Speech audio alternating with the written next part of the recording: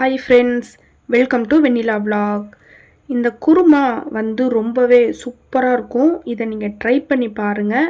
இதை எப்படி செய்கிறேன் அப்படின்றத வந்து வாங்க வீடியோக்குள்ளே போய் பார்க்கலாம்.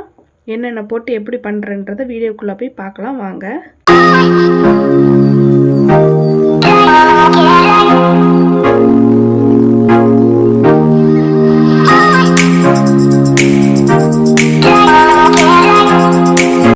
ஃப்ரெண்ட்ஸ், அதுக்கு தேவையான பொருள் வந்து 2 பச்சை மிளகாய் நீல வாக்கில் கட் பண்ணி வச்சுருக்கிறேன்.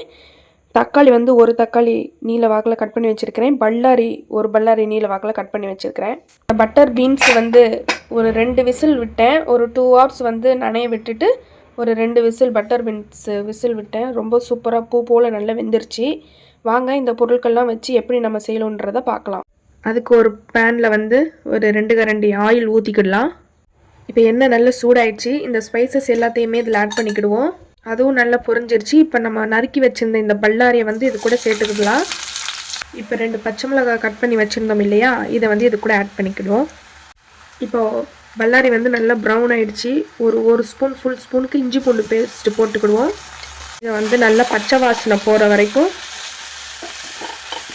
நல்லா மிக்ஸ் பண்ணி விட்டுக்கிடுவோம். இப்போ பச்சை வாசனை நல்லா போயிடுச்சு. இப்போ வந்து தக்காளியை சேர்த்துக்கிடலாம். தக்காளியும் பல்லாரியும் நல்லா வதங்குறதுக்காக ஒரு அரை ஸ்பூனு மஞ்சத்தூளும் உப்பும் இது கூட சேர்த்து நல்லா மிக்ஸ் பண்ணி விட்டு ஒரு 5 நிமிஷம் நம்ம திறக்காமல் மூடி வச்சிட்டோம் அப்படின்னா இந்த பேனில் உள்ள ஹீட்டுக்கும் அதுக்கும் நல்ல தக்காளி வந்து மேஷ் ஆகிடும். அவ்வளோதான். இப்போ வந்து மூடி வச்சிடுவோம்.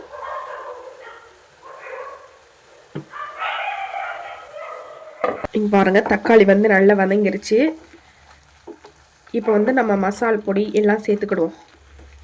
கரம் மசாலா வந்து 1 ஸ்பூனு, வெறும் வத்தல் தூள் 1 ஸ்பூனு. நீங்கள் இது வந்து காரத்துக்கு தகுந்த மாதிரி போட்டுக்கோங்க. ஏன்னா நான் ஆல்ரெடி 2 பச்சை மிளகாய் போட்டிருக்கேன்.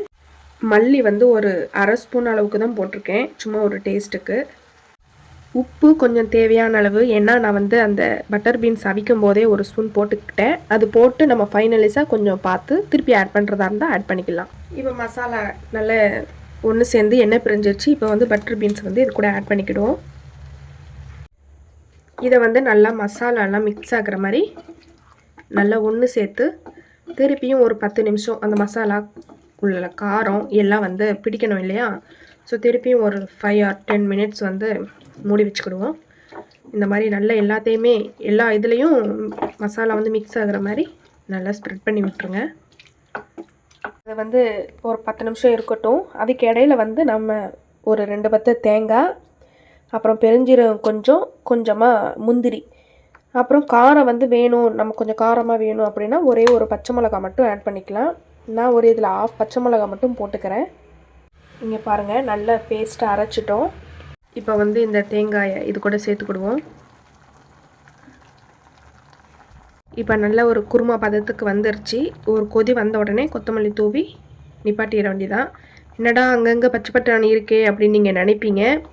கொஞ்சமாக ஒரு 5-6 பீஸ் இருந்தது, அதை உரித்து தான் போட்டுக்கிறேன். சரி, அதை ஏன் வீண் பண்ணணும் அப்படின்ட்டு அதை உரித்து தான் இதில் ஆட் பண்ணிக்கிறேன். மூடி வச்சதுக்கப்புறம் ஃபைனல் அவுட்புட் எப்படி இருக்குது அப்படின்றத பார்க்கலாம். எனக்கு தெரிஞ்சு ரொம்பவே சூப்பராக இருக்குன்னு தான் நான் நினைக்கிறேன். பார்க்கலாம், கொஞ்சம் கொதி வரட்டும்.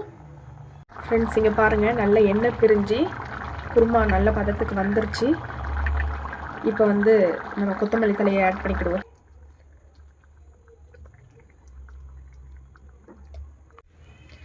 ஃப்ரெண்ட்ஸ், ஒரு சூப்பரான ஒரு பட்டர் பீன்ஸ் குருமா வந்து ரெடி ஆகிடுச்சு.